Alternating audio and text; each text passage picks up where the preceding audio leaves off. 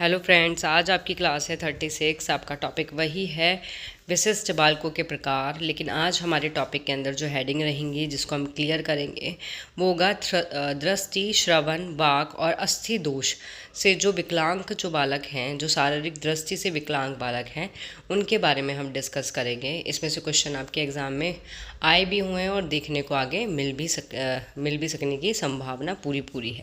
ठीक है, now start करते हैं। जिसको भी क्लास पसंद आए वो इसको लाइक, शेयर, सब्सक्राइब करना ना भूलें। फर्स्ट हेडिंग आती है हमारी कि शारीरिक दृष्टि से विकलांग बालक की होते कौन है। ठीक है, वे बालक जिन्हें चलने बैठने, ठीक है, क्या चलने में, बैठने में, मांसपेशियों को नियंत्रित करने में कठिनाई होती है, जो किसी जन्मजात स्थिति, चोट, बीमारी या फिर दुर्घटना के कारण हो सकता है। मतलब कि शारीरिक दृष्टि से विकलांग बालक वो बालक होते हैं, बहुत से बच्चों को आपने देखा होगा कि जो चलने में, बैठने में उनकी मांसपेशियाँ जो है वो नियंत्रित नहीं हो पाती। इन सभी में क्या होती है, उनको कठिनाइयाँ होती हैं, उनको प्रॉब्लम होती है बहुत ज़्यादा, जो एक जन्मजात स्थिति भी हो सकती है, चोट, बीमारी या दुर्घटना के कारण भी ये सब हो सकता है आपका। तो ये आते हैं शारीरिक दृष्टि से विकलांग बालक। अब इसके एग्ज़ाम्पल हैं काफ़ी सारे। जैसे फर्स्ट एग्ज़ाम्पल है किस तरीके से होते हैं। फर्स्ट है आपका दृष्टि दोष, जिनको देखने में प्रॉब्लम होती है।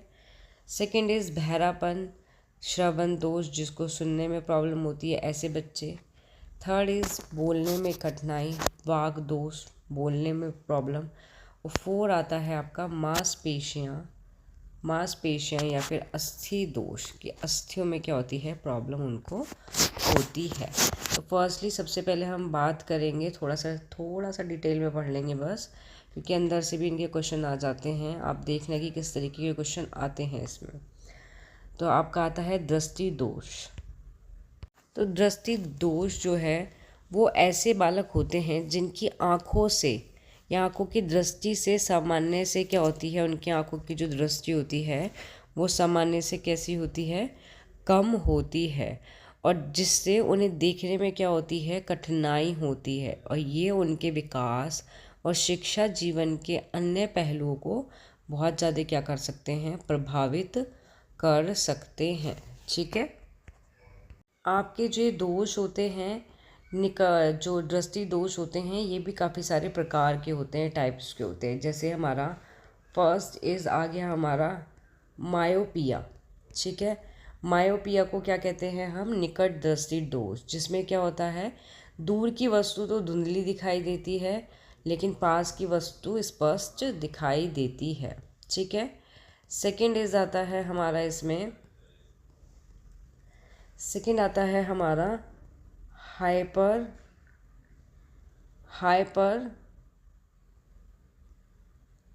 हाइपर हाइप्रोपिया।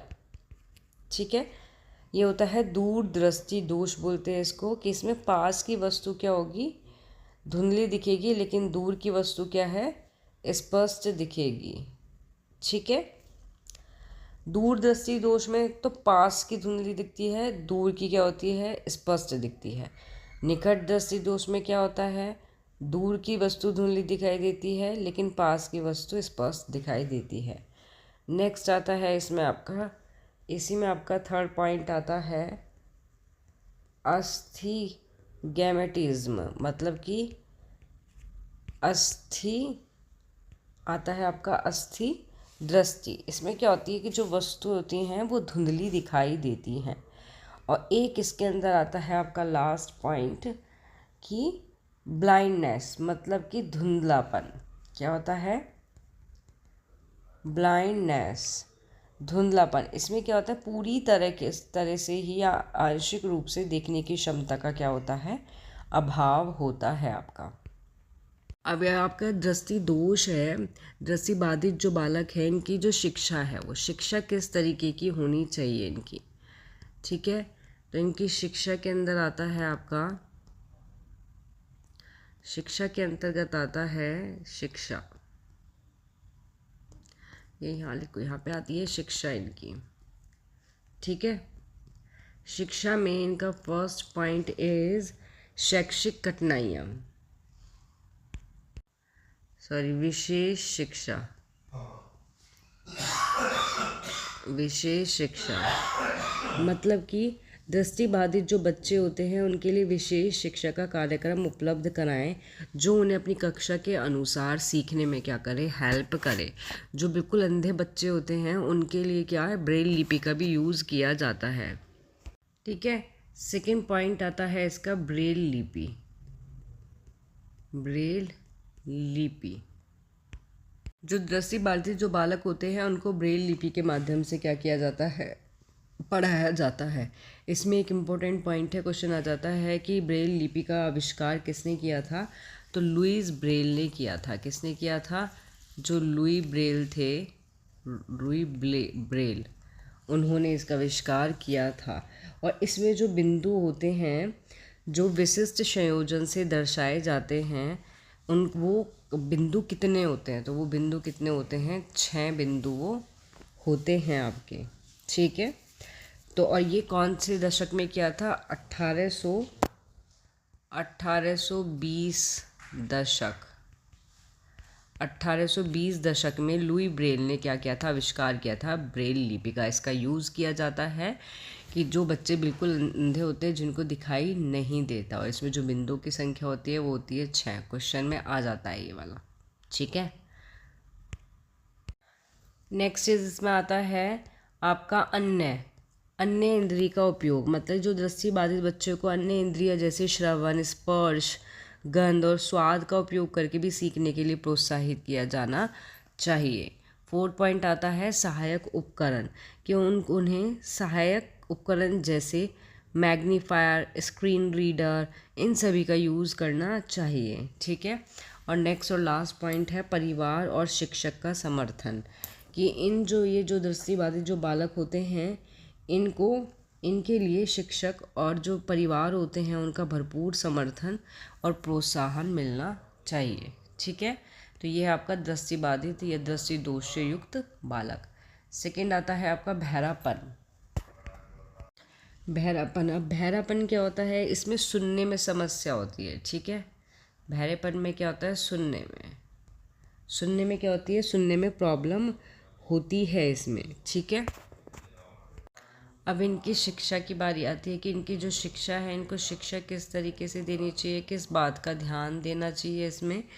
तो इसमें आपका फर्स्ट पॉइंट आता है, इन बच्चों को क्या होता है, सुनने में कठिनाई होती है, तो इनको क्या करना चाहिए, बार बार दोहराने के लिए कहना चाहिए। मीन्स ये बच्चे को तब शिक्षक या फिर अन्य जो लोग द्वारा कही गई जो बातें हैं उसको बार बार दोहराने के लिए इनको क्या कहना पड़ सकता है और कहना चाहिए। कि कोई बच्चे को नहीं सुनाई दे रहा, कम सुनाई देता, तो टीचर उसको 2 बार रिपीट कर सकता है।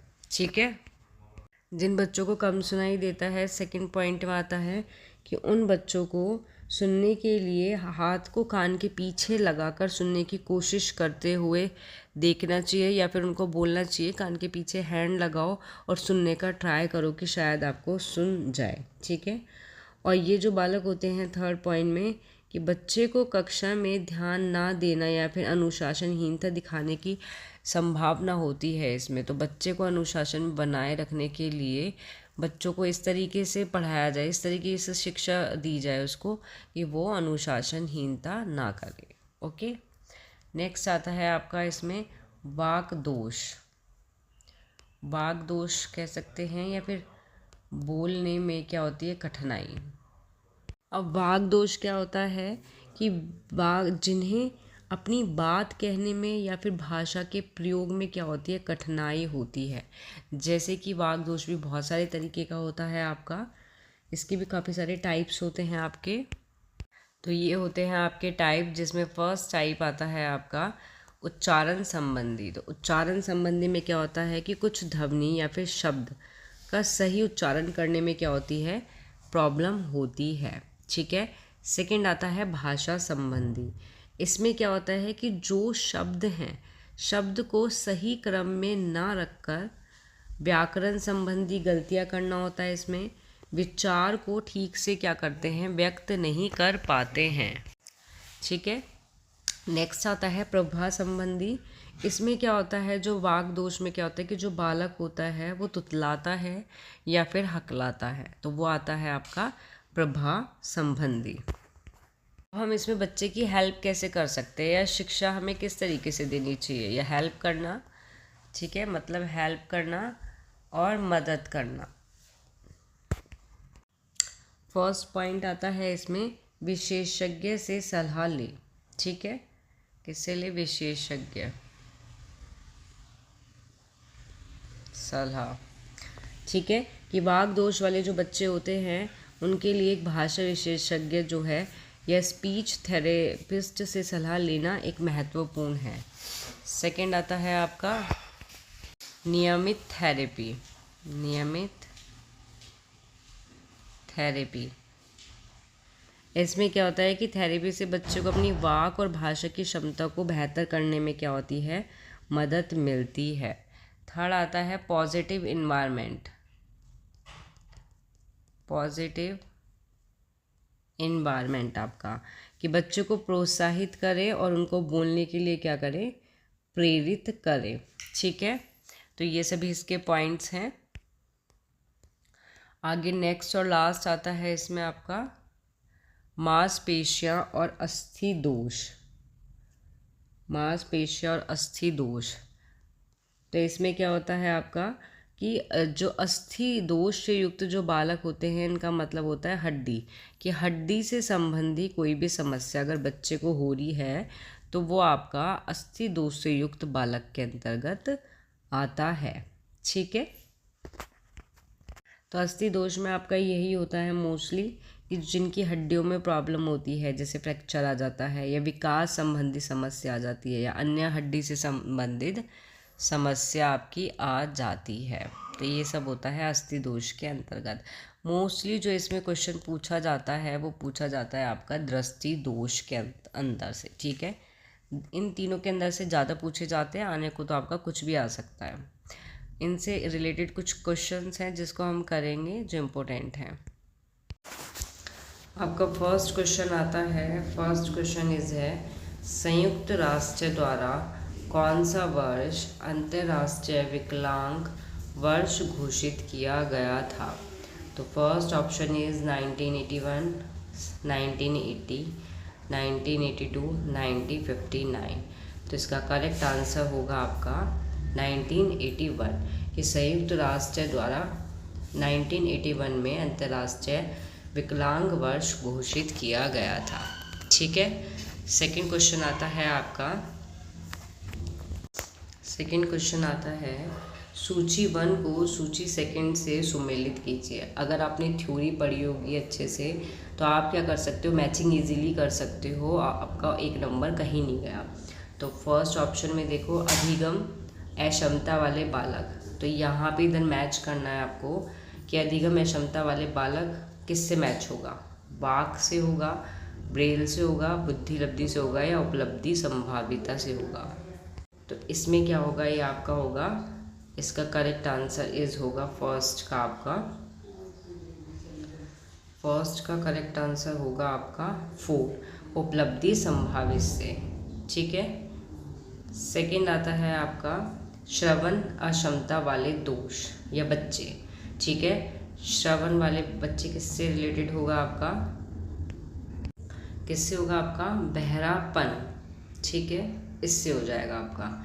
उसके बाद आता है आपका दृष्टि अक्षमता वाले बच्चे, क्या यूज़ करते हैं हम उसमें, मोस्टली ब्रेल लिपि यूज़ करते हैं, ठीक है। तो ये हो जाएगा आपका ब्रेल लिपि।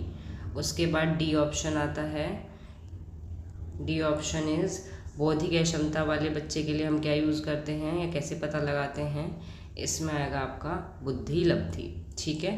तो ये इनका मैचिंग है। नेक्स्ट क्वेश्चन आता है आपका थर्ड, ब्रेल अक्षर को कितने बिंदु या विशिष्ट संयोजन से दर्शाया जाता है। थ्योरी में भी कराया था 9, 5, 7 या फिर 6। तो इसका करेक्ट आंसर होगा आपका 6, ठीक है। नेक्स्ट 4 क्वेश्चन आता है आपका संवेदी दिव्यांग के प्रकार को पहचानिए। बोनापन, वाक भाषा दिव्यांग, विशिष्ट अधिगम दिव्यांग या फिर ऑटिज्म स्पेक्ट्रम। तो इसका करेक्ट आंसर होगा वाक भाषात्मक दिव्यांगता। ठीक है, नेक्स्ट और लास्ट क्वेश्चन है इसमें आपका, उस स्थान को पहचानिए जो अली आवर जंग श्रवण बाधित राष्ट्रीय संस्थान मुंबई का क्षेत्रीय केंद्र नहीं है। तो इसका करेक्ट आंसर क्या होगा? चंडीगढ़, भुवनेश्वर, नई दिल्ली या फिर कोलकाता। तो करेक्ट आंसर इज होगा इसका चंडीगढ़। ठीक है, तो ये हैं आपके इम्पोर्टेंट क्वेश्चन। यहाँ आपकी क्लास होती है समाप्त। नाउ नेक्स्ट क्लास में मिलेंगे हम, जिसमें हम सृजनात्मक जो बालक हैं उनके बारे में पढ़ेंगे, समस्या से ग्रस्त जो आपके बच्चे हैं, विकलांग बच्चे हैं, उनके बारे में। ठीक है, तो यहाँ आपकी क्लास समाप्त होती है। जिसको भी क्लास पसंद आए वो इसको लाइक शेयर सब्सक्राइब करना ना भूलें। Thank you.